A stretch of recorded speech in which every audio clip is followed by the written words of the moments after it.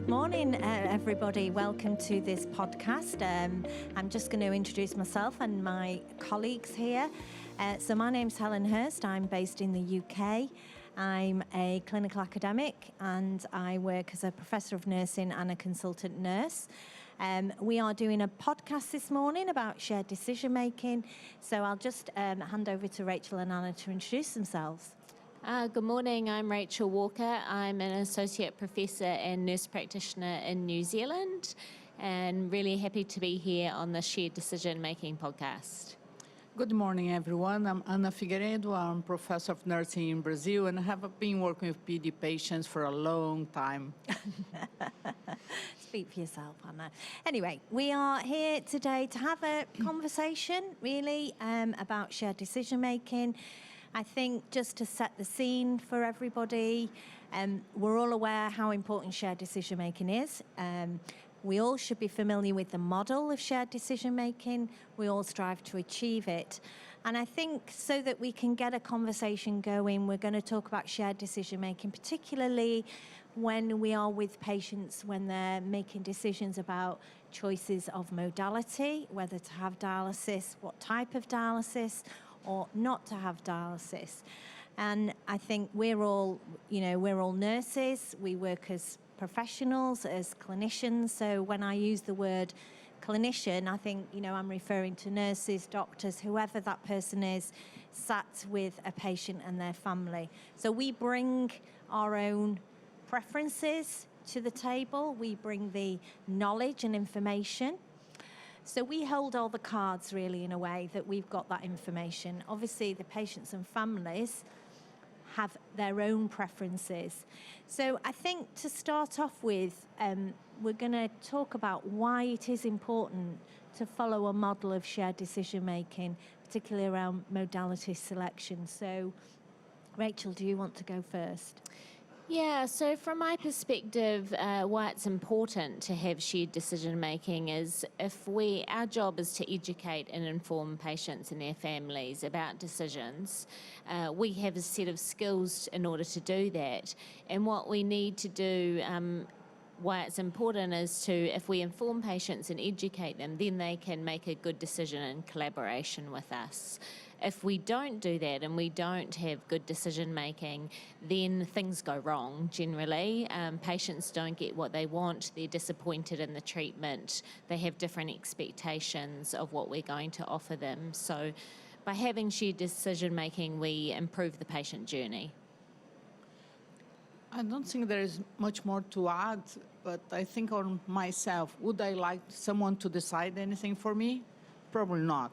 And that's sometimes what we do for patients, deciding for them. And think as yourself, as an adult, you want to participate. And if you know what you're doing, you're probably going to adhere more to your treatment, you collaborate, you're part of it. So I think it's engaging the patients in what's best for them, not for us. That's the important thing to do for the patients. I think that's a good point about how we would personally want to make decisions for ourselves. So I think that brings me to thinking about what might be those, we might think that we're not making decisions for people. What are the sorts of things and challenges from our perspective that we might bring to the table? So our own bias and how is that challenging so that we can make sure that we're not making those decisions? I think the main challenge is sometimes in our own bias is assuming we know better than the patients and their families or making assumptions about them. So what we do in my unit in New Zealand is we have advanced kidney nurses who, when patients are preparing for dialysis or transplantation or not to have dialysis or transplantation, the advanced kidney nurses go and do a home visit. Yep. So they assess the patient with their family, if possible, in the home. They complete a really thorough assessment which looks at the home situation, the patient's goals, physical assessment, so they understand actually what the patient is capable of, but also their goals and what they want from the treatment. They give them education about all the different modality options, and then they talk to them about their preliminary thoughts. There's no pressure on the patient at that stage to make a decision, and then we get them back to clinic. By then, we've got the report from the advanced kidney nurses. We're able to understand a bit more detail about the patient and their family and their goals, and we can talk through again and re-educate, re-inform them, make sure they understand, and start talking about in more detail the advantages and disadvantages of each option. That way we can together make a recommendation, because we know the patient and family well enough to do that, but we're doing that in collaboration with them. I'll talk about Brazil, but Yeah. I believe most of South America would be the same. We usually get patients late referral. Right. So time for decision making is not preparing as you do in New Zealand, that you have been with this patient for a long time, you have time to do home visit. We get the patient like maybe needing start dialysis the next week or even a month after that, and we just have to break some barriers. In a majority of Latin America, you have most hemodialysis, so they are not familiar with other kind of therapy. So it's breaking the barrier to say there is other option, why they haven't heard of it? Because, you know, it's more difficult for us to offer it. And sometimes I feel like convincing the patient that there is something that he should consider, and taking in consideration his lifestyle would be better for him. But because he haven't heard of that, and it's a short time, and the doctors sometimes say, you just need to go into dialysis. So unfortunately, we face a different way to approach the decision making. Sometimes just doing a visit, explaining the pros and cons of each therapy is not the same. I wish we had something like that. You may have in one or two places that they have this preparation, or if they're on a private clinic, but in general, that's not our reality.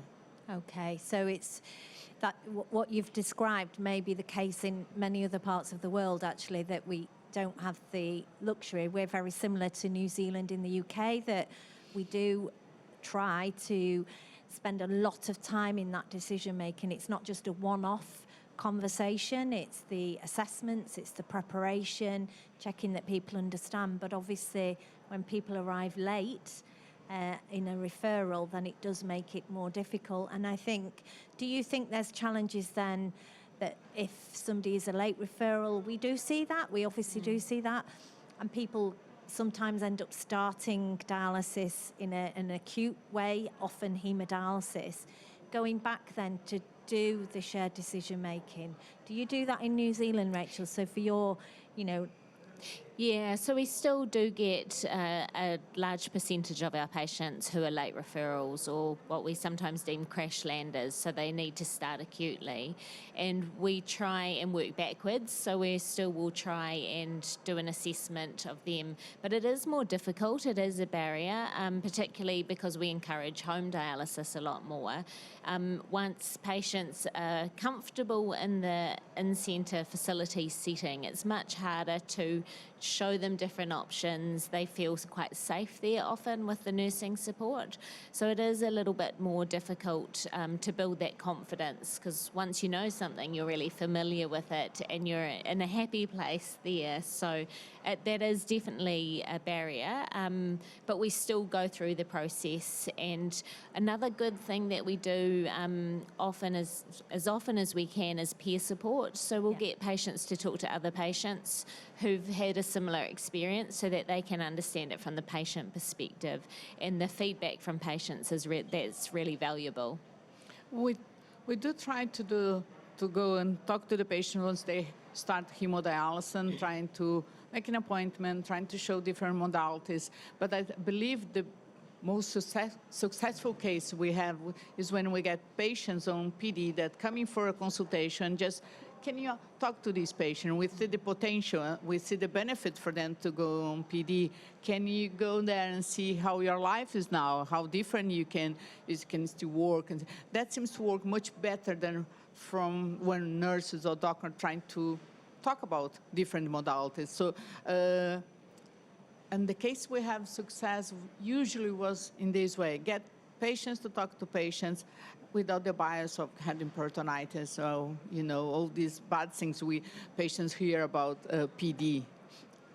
It's interesting, isn't it? Because often we think, I think, as clinicians that we're telling them what's important, but actually when they talk to other patients, the questions they ask and the things that the patients tell other patients are important are completely different from what we would tell them. So less clinical, more just about how their daily lives are. Yeah, we've touched on that. It's kind of getting to know the patient and the family before you even talk about dialysis and the complexities of dialysis, is understanding that person, where they're at in their life and what is important. But what I want to ask is, how do you reconcile, and because I struggle with this sometimes, that you meet a patient, it seems like a decision has been made. You think, and we've talked about this, you actually think, I think they might be better with A or B, or whether that's trying a different dialysis modality or not having dialysis. How do you reconcile with that? How do you deal with that in a clinic situation? So to bring back the conversation about the decision, revisiting the decision. In my clinics that I run, I always revisit the decisions. So because people's lives change, their priorities change over time. Sometimes, and this is some of our advantage, we see patients 2 years before they need to start. So things can change, particularly in the older patient over that time. So we revisit it. I always reassure patients that there's nothing set in stone. It's a fluid decision, that they have the ability to change their mind, that our job is really to make sure that they have the best decision for them at that time. So I think just continuing to educate, inform, and support the patients really in their goals. I think one of the most difficult things to do is change patients' mind. When they have the information, probably not the complete one, scenario from the doctors, saying that's best for you. And usually in South America, Brazil would be, you should go to hemodialysis. So trying to explain to the patients, usually say, why are you choosing it? Oh, the doctor said I'll have to do every single day. Then I put like, adding up the hours you're going to do PD and adding the hours you're going to be involved in hemodialysis, making the calculation. Do you think that takes longer? Oh, no. And then I go like argument by argument, comparing the two modalities and make the patient realize maybe it's not so clear for me. I won't say you should do it, but let me understand why you're not doing it. And usually it's time consuming because they've been told that PD should be 7 days a week, every day, and hemodialysis 3 times a week. So it's a short involvement. But if added, how many hours you be waiting room, moving from your home to the hospital, the numbers adding up is longer than be involved at your place. So usually it's that kind of conversation that I have. Tell me why not? Yeah. And I'm trying to say, well, you could look at this way, and it's not the same, is it? You're going to work 3 days a week. Can you imagine that you can be working every single day? We can arrange your PD exchange or APD to suit you. So that's a kind of way to do it, trying to pay things in a different way.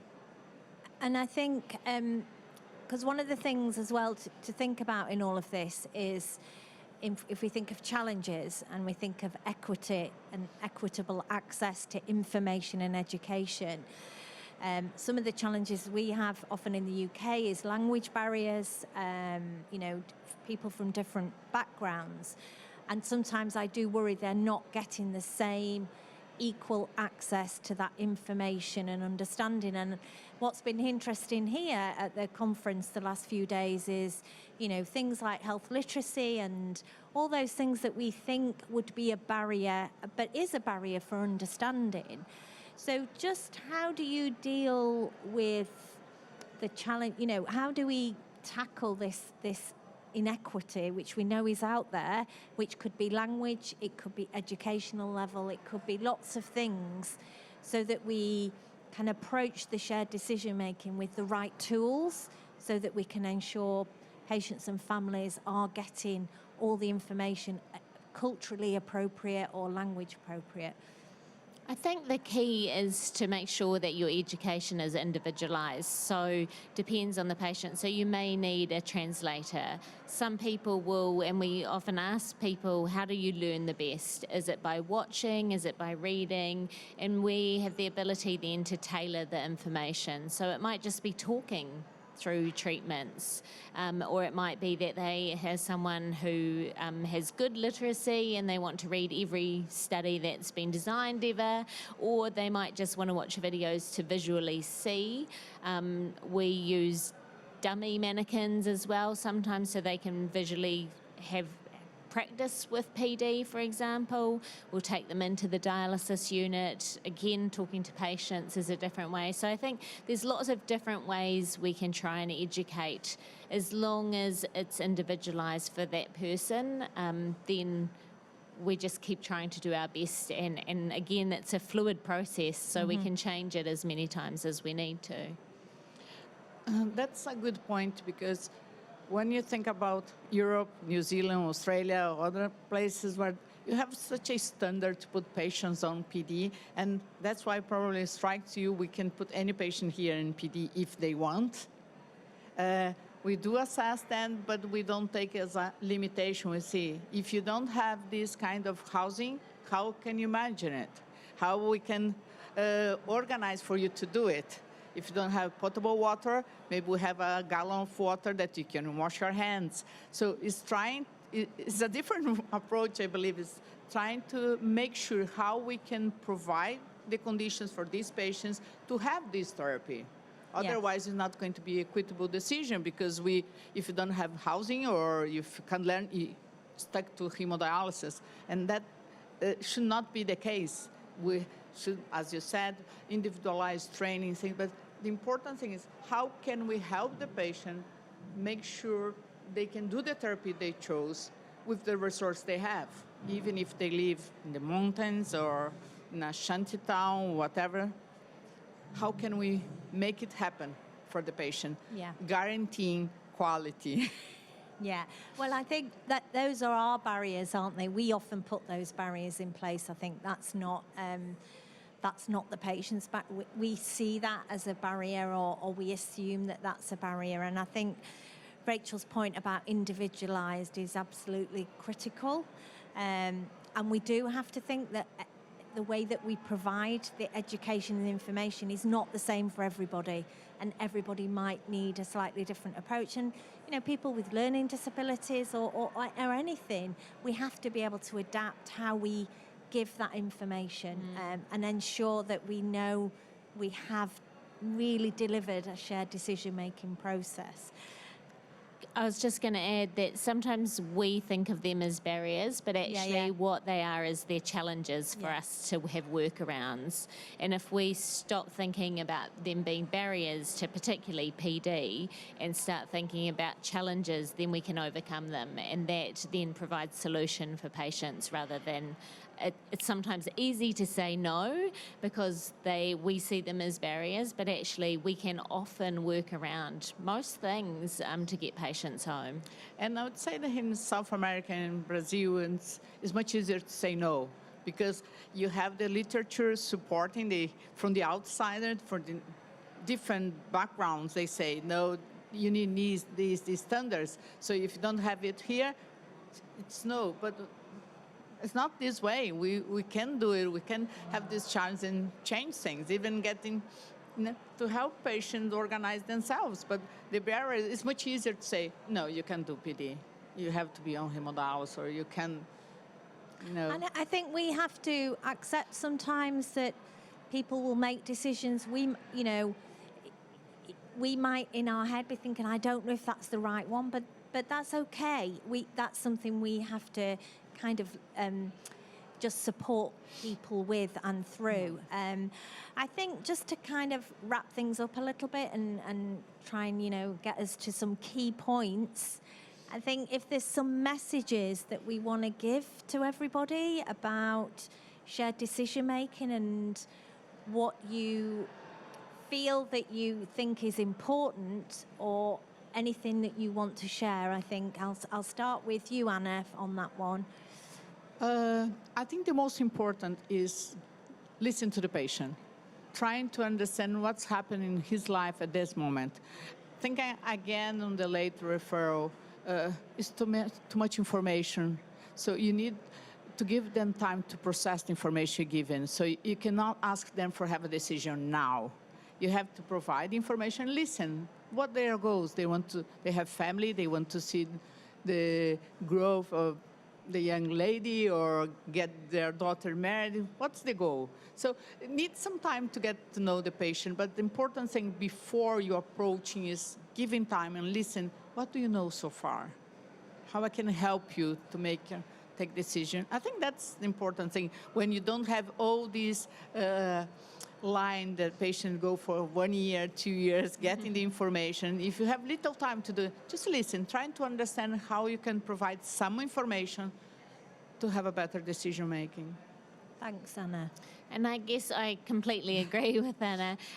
Otherwise, I think the main things from my perspective are individualised and varied education and repetitive education at any stage, because even when someone's made a decision, they can always change their mind, and we need to support that. And that might be a positive change, that they want to change a modality that we think is probably better for them, or that we recommend, or it might be a negative one. But the important thing is that we keep educating and we keep understanding their goals, like Anna said, and just keep making sure that the patient understands the pros and cons of each situation. That's great. So we're saying we have to listen to patients, we have to individualise it, and I think I would just add as well then that we also reflect ourselves. Each time we are in that scenario, that we're constantly reflecting and thinking about our own unconscious bias and how we might be leading that conversation. And I think, you know, your point about listening is absolutely key. And we are very privileged, aren't we, that we can build relationships with patients and families, so we can get to know them. And that getting to know them is all part of the shared decision-making process. So I think we have covered everything I think that we could. I mean, we could talk about this all day, couldn't we, really? We could give case scenarios, but I think we've got the nuggets, really, of what we feel is really important in shared decision-making. So thank you, everybody. Hope you enjoy listening to our perspectives, and we're going to go and enjoy the rest of the conference. Thank you. Thank It was you. great. Thanks to my guests.